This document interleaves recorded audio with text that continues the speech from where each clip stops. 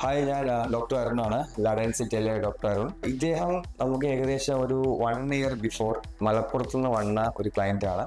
ഇദ്ദേഹത്തിന്റെ ഒരു അപ്പിയറൻസ് ഇങ്ങനെ തന്നെ അല്ലായിരുന്നു. ഒരു ഗ്രേഡ് 3 ബാൽനസ് ആയിരുന്നു ഇദ്ദേഹത്തിന്. ഇപ്പൊ കണ്ടാൽ ഒരു കുഴപ്പമില്ലാത്ത സാധാരണ ഒരു മനുഷ്യൻ. ഇദ്ദേഹത്തിന് ചെയ്തിരിക്കുന്നത് 3000 പ്ലസ് ഓർ മൈനസ് ഒരു ഗ്രാഫ്റ്റിന്റെ ഹെയർ ലൈൻ റെസ്റ്റോറേഷനും കുറച്ച് സൈഡ് ലോക്ക് കറക്ഷനും ആയിരുന്നു. ഇദ്ദേഹത്തിന്റെ കേസിൽ സൈഡ് ലോക്സും കുറച്ച് ബാക്കിലേക്ക് റിസൈഡിങ് ആയിരുന്നു. ബാൾനസിന്റെ സൈഡ് ലോക്സ് രീതിയിലുള്ള ഒരു റിസൈഡിങ് സൈഡ് ലോക്സ് അല്ല, നമ്മൾ സൈഡ് ലോക്സും റെസ്റ്റോർ ചെയ്ത് കൊടുത്തിട്ടുണ്ട്. ഇദ്ദേഹത്തിന് അതിന്റെ ആവശ്യമുണ്ടായിരുന്നു. കാരണം ഹെയർ ലൈൻ മാത്രം നമ്മൾ ഡിസൈൻ ചെയ്ത് കഴിഞ്ഞിട്ട് ഇവിടെ നല്ലൊരു ബ്ലാക്ക് സ്പേസ് അല്ലെങ്കിൽ ഒരു ബ്രോഡ് ഫോർഹെഡ് നമുക്ക് കാണാൻ സാധിക്കില്ലായിരുന്നു. അപ്പോൾ അത് റെസ്റ്റോർ ചെയ്യാൻ വേണ്ടിയിട്ടാണ് സൈഡ് ലോക്സ് വളരെ വീക്ക് ആയതുകൊണ്ട് നമ്മൾ സ്റ്റൈൽ ലോക്സും നമ്മളിവിടെ ഇങ്ങനെ നല്ല രീതിയിൽ വരച്ച് പ്ലാൻ ചെയ്ത് റെസ്റ്റോറേഷൻ ചെയ്ത് കൊടുത്തിട്ടുണ്ട്. ഇത് ഏകദേശം ഒരു 11 to 12 months ആയി. ഒരു വർഷത്തെ റിസൾട്ടാണ് നിങ്ങൾ കാണുന്നത്. വളരെ നല്ല റിസൾട്ടാണ്. സാറ് നല്ല രീതിയിൽ മെയിൻറ്റെയിൻ ചെയ്യുന്നുണ്ട്. 3000 ഗ്രാഫ്റ്റ് എടുത്ത ഒരു ഡോണർ ഏരിയയാണ് ഞാനിവിടെ കാണിക്കുന്നത്.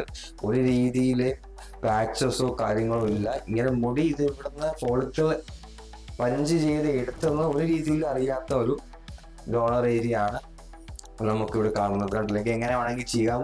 ക്രൗൺ ഏരിയയിൽ ഫില്ലിങ് വേണമെങ്കിൽ തീർച്ചയായിട്ടും ഇനിയും ഒരു 2500 ഗ്രാഫ്റ്റ് 3000 ഗ്രാഫ്റ്റ് ഇവിടെ നിന്ന് എടുക്കാൻ രീതിയിൽ തീർച്ചയായിട്ടും നല്ലൊരു ഡോണർ തന്നെയാണ്. ഹെയർ ലൈൻ ഞാൻ ഒന്ന് കാണിക്കാം. ഇവിടെ കണ്ടില്ലേ, ഈ സൈഡ് ലോക്സ് ഇവിടെ മേടത്തൻ ഉണ്ടായിരുന്നു. ഇത്രയും നമ്മൾ റെസ്റ്റോർ ചെയ്ത് കൊടുത്താണ്. ഇതില്ലായിരുന്നെങ്കിൽ ഇദ്ദേഹത്തിന്റെ ഹെയറിന്റെ ലൈൻ ഇവിടെ വന്ന് എക്സിസ്റ്റിംഗ് ഹെയറിലേക്ക് മാത്രം നമ്മൾ കണക്ട് ചെയ്ത് കഴിഞ്ഞാൽ ഇവിടെ ഫുൾ ഒരു ബ്ലാക്ക് സ്പേസ് ആയി നമുക്ക് അനുഭവപ്പെടും.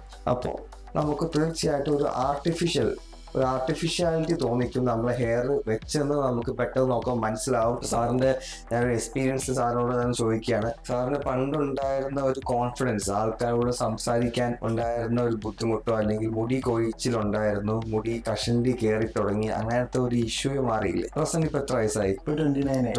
30 വയസ്സാവാൻ പോകുന്ന ഒരു വ്യക്തിയുടെ ഒരു കോൺഫിഡൻസ് തീർച്ചയായിട്ടും നമുക്ക് ഇല്ലേ? തീർച്ചയായിട്ടും ഇല്ലേ?